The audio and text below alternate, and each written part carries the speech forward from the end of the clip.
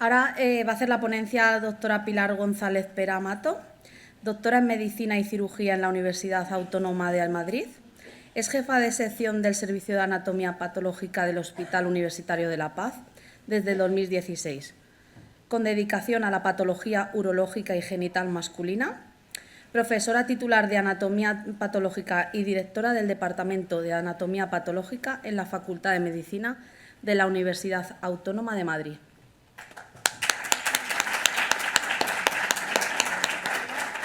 En primer lugar, quería agradecer la invitación a participar en estas jornadas. Para mí es un placer y un honor el haber conocido esta asociación. Me ha sido muy ilustrativa tanto la presentación del doctor Kyriakos como la experiencia que nos ha transmitido Chantal sobre su auténtica experiencia personal con su hija.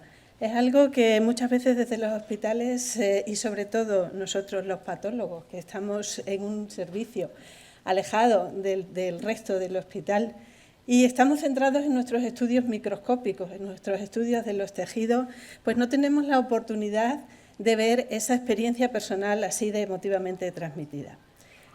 Y bueno, quiero resaltar que efectivamente nosotros estudiamos las gónadas desde un punto de vista microscópico y por eso pues la mayoría de las imágenes que yo voy a poner hoy van a ser estudios microscópicos de esas gónadas que trataré de explicar de una manera sencilla. No tengo un puntero, este no marca, pero en las diapositivas hay algunas flechas y algunas indicaciones que espero que sean suficientes para comprender lo que voy a explicar. Bueno, ¿cuál es el desarrollo de las gónadas humanas? El desarrollo de las gónadas humanas es un proceso estrechamente regulado por una serie de hormonas y factores implicados y una serie de genes que tienen una cascada muy específica que tiene que hacerse en una sincronización muy importante. Y una sincronización muy precisa para que llegue a una maduración completa esa gónada. Empezando por las primeras semanas de la vida intrauterina, hacia la sexta semana aproximadamente, la gónada es una gónada que llamamos bipotencial, es decir, no tiene una diferenciación ni en sentido de ovario ni en sentido de testículo. A esa gónada, aproximadamente a la quinta semana, llegan las células germinales, que van a ser la protagonista de mi conferencia porque ellas van a ser las principales causantes del riesgo de que pueda haber neoplasias en estas gónadas. La inmensa mayoría de los cánceres y de los tumores que se van a producir van a ser derivados de esas células germinales. A partir de la séptima semana aproximadamente, cuando hay un cromosoma Y que estimula la actuación de un gen, el SRI, se van a producir la diferenciación hacia testículo. En ausencia de ese cromosoma Y, de ese gen y otros múltiples genes que estimulan la presencia de ese cromosoma Y, va a diferenciarse hacia ovario. La diferenciación de una gónada u otra va a condicionar también las hormonas que van a producir. Así, las células de Leydig que producen los andrógenos y las células de Sertoli que producen la hormona antimileriana van a condicionar que se desarrollen los genitales internos. En el caso de que haya andrógeno y hormona antimileriana, se van a producir el desarrollo de epidídimo, del conducto deferente, la vesícula seminal, y si están ausentes, las trompas, el ovario, el útero y parte de la vagina. ¿Y cómo lo vemos microscópicamente? Pues en la imagen de la izquierda tienen un testículo desarrollado completamente hacia el nacimiento. Ven que está organizado en lóbulos y organizado en tubos. En el esquema vemos cómo esta organización en los tubos va pasando por diferentes etapas de maduración. Al principio las células son inmaduras y están en el centro de los tubos, en la imagen, en el esquema en rojo. A medida que van madurando, van yendo hacia la zona de la periferia del tubo y ya son completamente maduras. Y esto es importante, esta maduración, porque veremos que va a condicionar la posibilidad de desarrollo de tumores.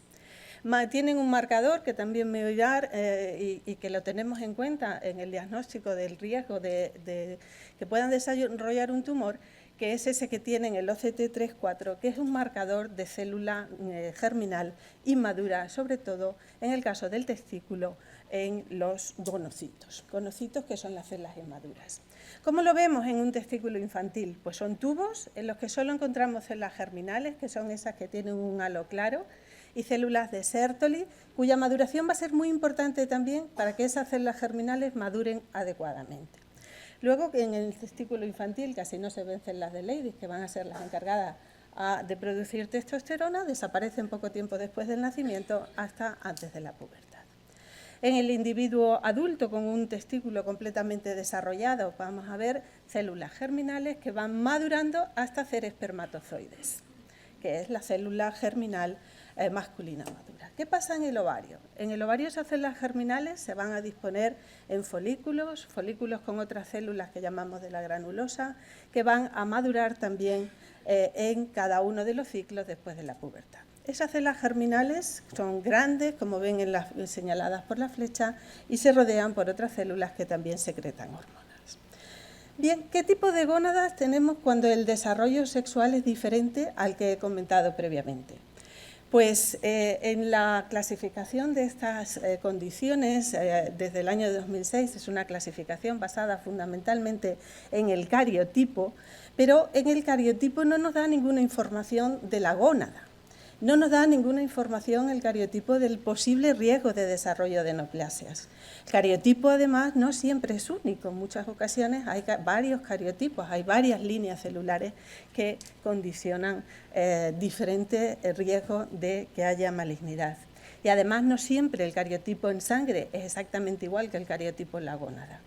Por tanto, para comprender bien qué tipos de gónadas ocurren en estas situaciones, tenemos que pensar que hay un desarrollo incompleto desde una gónada completa, que sería el ovario, hasta otra gónada completa, que sería el testículo. Hay múltiples situaciones intermedias. Estos grados de diferenciación intermedios nos llevan a que hay una amplia variedad de gónadas en las situaciones del desarrollo sexual diferente. ¿Qué nos proporciona el conocer qué tipos de gónadas hay? Pues por una parte nos proporciona el saber qué capacidad funcional puede llegar a tener esa gónada, tanto desde un punto de vista hormonal como de fertilidad.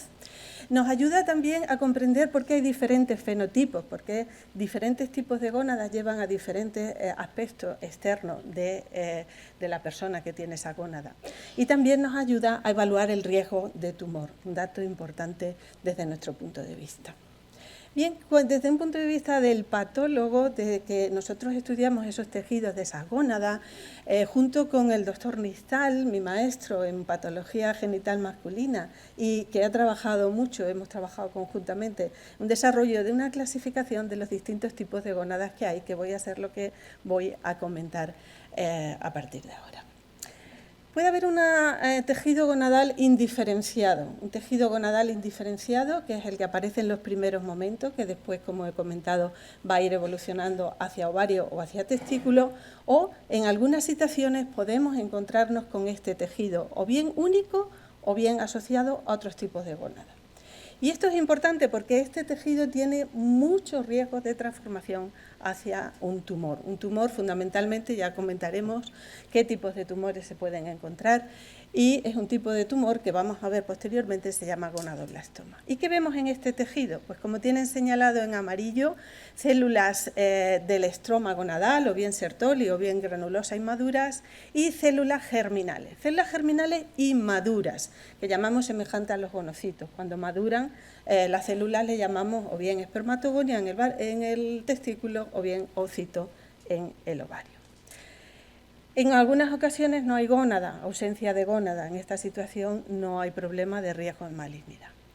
Pero vamos a ver qué pasa y qué tipos de gónadas tenemos si hay una diferenciación parcial hacia ovario. ¿Qué tipos de gónadas podemos encontrar? Pues fundamentalmente tres tipos de gónadas. La primera sería una cintilla. Una cintilla es una gónada alargada, que en ecografía se ve como una gónada alargada, que está constituida exclusivamente por tejido fibroso, por fibras. No hay células germinales. En esta gónada no va a haber posibilidad de que vaya a desarrollar el tumor más frecuente, que es un tumor derivado de células germinales. Por tanto, en estos casos, sobre todo en Turner X0, la posibilidad de tumor es prácticamente nula. A veces esta cintilla fibrosa puede tener alguna célula germinal y aquí ya puede haber alguna situación en que se desarrolle tumor, como la situación fundamentalmente cuando hay cromosoma Y. Y otra situación es que haya un ovario que no se ha desarrollado completamente, lo que nosotros denominamos un ovario hipoplásico. Aquí hay células germinales que van madurando más o menos, y algunas también se pierden. ¿Y qué pasa si se desarrolla hacia testículo, aunque incompletamente? Pues vamos a tener también otras 3 situaciones. Una situación en que es una cintilla, es decir, un tejido fibroso, como habíamos visto antes, pero empieza a ver esos tubos, pero incompletamente. Tubos que denominamos cintilla con cordones epiteliales. Son, en realidad, células de Sertoli muy inmaduras. Las células que habíamos dicho estaban en los tubos seminíferos, en los testículos, pero no maduradas completamente. Y en ocasiones también puede haber células germinales. Esto sucede fundamentalmente en las disgenesias gonadales con cromosoma Y, que puede haber o las 2 gónadas iguales o una gónada de este tipo y otra del tipo siguiente que vamos a comentar, que es el testículo digenético. ¿Por qué llamamos testículo digenético? Pues que es un testículo que no se ha desarrollado completamente. Si vemos en la imagen de la derecha cómo es un testículo infantil completamente desarrollado, vemos cómo es homogéneo, está homogéneamente distribuido y, sin embargo, en la imagen del testículo digenético vemos que los tubos seminíferos no se disponen homogéneamente, están agrupados en una zona en la profundidad del testículo. Pero si nos fijamos en la superficie, en la zona que está más hacia afuera, vemos cómo hay una irregularidad en la disposición de esos tubos. Están ramificados, a veces hacen como anillos, son tubos que no han madurado completamente y tienen unas formas diferentes a las anteriores. También son tubos que están incluidos en la propia albugínea, esa capa fibrosa que reviste por fuera el testículo, y eso es debido a que esa capa y esa diferenciación está condicionada por la hormona antimileriana. Por tanto, si hay defectos de hormona antimileriana, esta va a ser la situación y esta va a ser la gónada que vamos a encontrar. Finalmente, en el desarrollo hacia testículo hay otras situaciones en que hay un desarrollo de un testículo que denominamos estructuralmente normal. Estructuralmente normal, pero con algunas diferencias funcionales. Esta es la situación, por ejemplo, de los DSD cromosómicos, el síndrome de Klinefelter.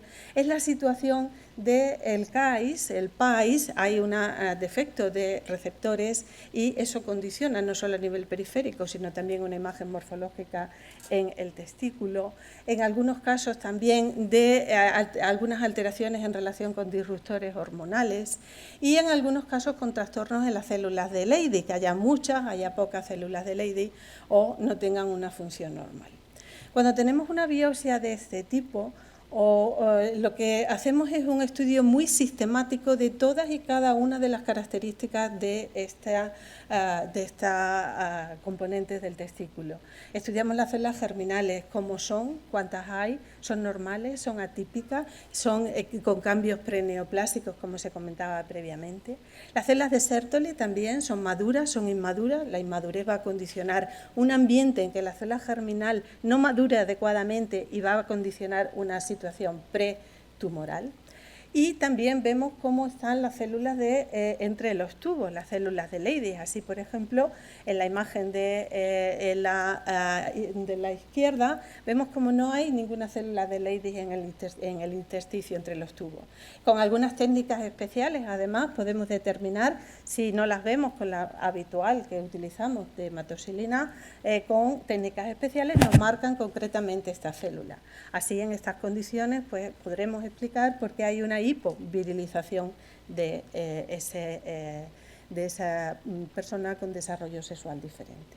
O en el síndrome de Klinefelter, por ejemplo, pasa todo lo contrario. Hay grandes cantidades de células de Leydig, como son todas esas rosas que están viendo entre los tubos. Y también podremos decir, ¿hay algún tubo con fertilidad, con espermatogénesis que pueda condicionar la fertilidad de este paciente o no hay ninguno? En el caso de la gonadectomía o biopsia de casos con síndrome completo de insensibilidad a andrógeno, lo que vamos a ver es un testículo que generalmente cuando se hace en la edad adulta tiene un desarrollo parecido al que veríamos en un testículo infantil, con grandes cantidades de células de Leydig, que estoy segura ya saben reconocer como es esas eosinófilas rosas que están entre los tubos, y con a veces unas masas que ecográficamente pueden causar preocupación de que sea un tumor. Lo más frecuente es que sean lo que denominamos amartomas, es decir, una situación en que los tubos y las células de Leydig se disponen de una manera especial, pero no son neoplásicos, o adenomas, que se considera una proliferación, pero benigna. Esto es lo más frecuente de todo. También en estas situaciones, con técnicas de inmunohistoquímica, podemos confirmar que efectivamente las células de Sertoli no expresan receptores de andrógeno. Tenemos técnicas para verlo y en qué medida lo expresan. Pueden ser total o parcialmente perdidos. Y también hay otra posibilidad de que se vea una masa en la zona inferior del testículo, que generalmente esa masa está condicionada por una proliferación de células musculares que tampoco son tumorales. Por tanto, no toda masa en un testículo de un paciente con CAIS es tumoral. Hay situaciones que pueden tener un efecto masa, pero que no son tumorales. Hay algunos otros detalles, por ejemplo, fenotípicamente puede ser semejante a un CAIS, pero sin embargo vemos que expresan receptores de una manera muy intensa, que los vemos teñidos de marrón, y es, por ejemplo, la situación de un déficit de 5-alfa reductasa. O unas células de Leydig que ya sabemos que eran rosa, aquí están grandes y mucho más claritas porque tienen muchas vacuolas, como en la mutación de ese gen. Y finalmente hay otras situaciones en las que la gónada se desarrolla en los dos sentidos. Hay un desarrollo hacia ovario y en la misma gónada un desarrollo hacia testículo. Eso es lo que llamamos, hay dos situaciones. Una es la que llamamos cintilla testículo, que como ven en una zona de la gónada es una cintilla, tejido fibroso como la que hemos comentado, y en otra zona el testículo digenético. O, si hay una mayor maduración, hay testículo y ovario en la misma gónada. A veces una mitad y otra mitad, otras veces, como están viendo ahí, con una semiluna de ovario que cubre al testículo. Bien, por tanto, el estudio histológico de la gónada tiene una serie de objetivos que pueden ser la clasificación, es decir, un diagnóstico que contribuye a un diagnóstico histológico, establecer el grado de desarrollo y maduración de esas células germinales, muy importante, estratificar el riesgo de malignización, que es diferente según los distintos tipos de gónada, identificar lesiones precursoras y, en el caso de los que lo haya, tumores infiltrantes. Ya se ha comentado previamente este consenso que hemos publicado indicando muchas de las cosas que estoy comentando hoy. Y finalmente, ¿qué tumores encontramos en las gónadas? Pues la inmensa mayoría de los tumores que vamos a encontrar están derivados de las células germinales. Y la incidencia es distinta según el tipo de gónada. Es mayor en gónadas que tienen cromosoma Y. Las lesiones precursoras son lesiones que no son infiltrantes, pero pueden dar lugar a infiltración. ¿Y qué tipos de tumores encontramos? Pues prácticamente exactamente igual que en gónadas, en algunas situaciones de gónada que no son en condiciones de DSD. Como les comentaba al principio, las células germinales van madurando a lo largo de la vida intrauterina, desde células primordiales a gonocitos, a preespermatogonia, en el testículo estoy hablando, hasta en la pubertad maduran ya a células completas y toda una espermatogénesis. ¿Qué pasa si esto se interrumpe? Si esto se interrumpe hay un retraso en la maduración de estas células germinales. Y si ese retraso se mantiene hasta la pubertad, es cuando hay una posibilidad de que vaya a producirse tumores. Por tanto, es a partir de la pubertad cuando realmente hay un problema en el sentido de posibilidad de desarrollo de tumor. Expresan ese marcador que les decía antes, el OCT3-4, que es un marcador que le concede a la célula germinal posibilidad de supervivencia, de proliferación, es decir, mantenerse como si estuviera en la vida intrauterina. En el testículo vamos a encontrar lo que denominamos como lesión precursora, que ya es la denominada neoplasia de células germinales in situ. Hablamos de in situ porque se encuentra en aquella estructura donde se desarrolla, no ha infiltrado todavía, y son los tubos seminíferos, que son esas células grandes que están marcadas con la flecha blanca. El otro tumor que se encuentra en estas gónadas, fundamentalmente en cintillas que tienen cromosoma Y, eso es el gonadoblastoma. Y que ambos tienen los mismos marcadores de células inmaduras que les comentaba antes. ¿Qué pasa? ¿En qué gónadas se encuentran? Pues fundamentalmente el gonadoblastoma en cintillas con cordones epiteliales, cintillas que tienen ese tejido inmaduro y en cintillas testículos. Mientras que la neoplasia de células germinales in situ vamos a encontrarlas en testículos poco desarrollados. El gonadoblastoma podemos encontrarlo en cualquier momento de la vida, a veces incluso al nacimiento.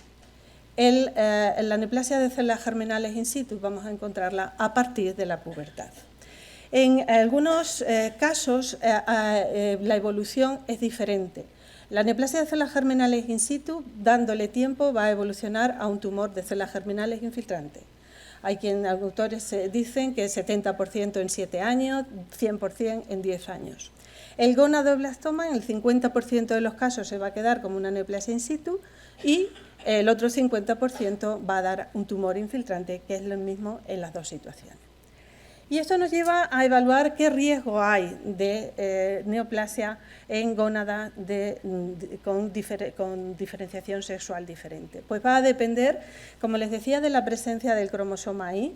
Un gen, el TSPI, es el que condiciona y está en relación con lo que se llama la zona del gonadoblastoma y va a condicionar la posibilidad de que haya un gonadoblastoma. Van a depender de la edad, es mucho más frecuente a partir de la pubertad, sobre todo en testículos. Hemos dicho que el gonadoblastoma puede aparecer en cualquier momento. Va a depender de la morfología de la gónada, va a depender muchísimo de la presencia de esas células germinales y cómo sean de maduras esas células germinales. Así, en la situación de inmadurez de las células germinales hemos dicho que puede pasar a neoplasia de células germinales in situ, pero también estas células que no han madurado adecuadamente pueden morirse y desaparecer. Y eso es lo que sucede, por ejemplo, en muchos pacientes con síndrome completo de insensibilidad a andrógenos. Las células desaparecen. Además, las células de Sertoli son normales, entonces no hay un ambiente de que proliferen. En el Turner X0, lo mismo, estas células desaparecen y en el síndrome de Klinefelter también. Por tanto, la posibilidad de tumores son muy bajos. Pero algunos pacientes con síndrome de insensibilidad completa a andrógenos sí mantienen células germinales. Y ahí, dependiendo de la madurez o inmadurez de las mismas, puede dar lugar a esa lesión precursora o tumor infiltrante. Por tanto, la clasificación de la gónada nos lleva a una clasificación del riesgo de que desarrolle neoplasia a partir de la pubertad. Y condicionada por la expresión de ese marcador de célula inmadura, condicionada por también cómo es morfológicamente esa célula germinal. Y se pueden establecer grupos de riesgo, riesgo bajo, riesgo intermedio y riesgo alto, atendiendo a la morfología de esa gónada, como he ido expresando, atendiendo también a la presencia de si tiene o no tiene cromosoma Y y a la inmadurez de las mismas. ¿Y en qué porcentajes? Es la siguiente pregunta que nos hacemos. Pues es muy difícil hacerlo. Hay muchos estudios, son estudios con no excesivamente número de casos, son estudios que están basados fundamentalmente en gonadostomía, los más antiguos sobre todo profilácticas, con lo cual no sabemos exactamente si no se hubiera hecho qué evolución hubiera tenido, pero sí sabemos que hay algunos casos, por ejemplo, PAIS con gónada no escrotal o el síndrome de Fraser, o que son cintillas con cordones epiteliales, que tienen una proporción muy alta. En el caso de Turner con cromosoma Y, pues las cifras son variables, alrededor de un 12%, otros estudios entre un 15 y un 40%. En el CAIS, pues es muy variable. ¿Y en función de qué varía? Si lo estudiamos en gónadas profilácticas, la incidencia de lesión preneoplásica es muy baja. Si, como se ha mencionado anteriormente, estudiamos a partir de los 50 años, pues puede llegar hasta los 33%. Pero en mi experiencia son pocos los CAIS en los que hay esa situación preneoplásica y efectivamente con la que se ha comentado anteriormente de control, sobre todo en ecográfico, por resonancia, algunos de los tumores no tienen ninguna expresión de marcadores, entonces esa es otra limitación. ¿Y qué otros tumores puede haber? He dicho que la inmensa mayoría son derivados de células germinales, que son los dos que he comentado, pero puede haber otros tumores. Hay algunos tumores germinales extragonadales y eso es mucho más frecuente en el síndrome de Klinefelter. Hay tumores que derivan de las otras células, de las células de Leydig, de las células de Sertoli, sobre todo en testículo. En el caso de hiperplasia suprarrenal congénita puede haber tumores que deriven de esos restos de suprarrenal que están en el testículo, no son malignos, no metastatizan, y excepcionalmente tumores derivados de los restos milerianos. Pero en el peor de los casos que haya no solo una situación preneoplástica, sino ya un tumor infiltrante, con los tratamientos actuales, la buena noticia es que el pronóstico es excelente, tanto en testículos completamente desarrollados cuando aparecen, como en tumores en las gónadas con diferenciación sexual diferente. Por tanto, como mensaje para terminar, pues el espectro de gónadas es muy amplio, la presencia de tumores es variable según los distintos tipos de gónada, el desarrollo de esas células germinales y el desarrollo de la gónada va a condicionar un mayor o menor riesgo de neoplasia, la presencia del cromosoma Y es un dato a tener en cuenta, y la inmensa mayoría de los tumores van a ser de células germinales, como ya les he comentado, muchas situaciones en el estadio no infiltrante, y aunque se infiltren, en el pequeño porcentaje de casos que lo hacen, el pronóstico es muy bueno. Y ya como mensaje final, pues creo que estas situaciones hay que abordarlas desde un comité multidisciplinar, comité donde participemos todos. Ahí está sacado de un artículo en el que se menciona la importancia de los grupos de apoyo, como en el que hoy nos encontramos, que sin duda es muy importante. Y yo he añadido patólogos porque creo que también nosotros podemos tener alguna participación. Y ya nada más, dar muchas gracias a todos por su atención y unas gracias especiales a mi maestro en esta patología, el doctor Nistal, y al resto de componentes del comité multidisciplinar que nos reunimos una vez al mes para comentar y tomar decisiones. Muchas gracias a todos.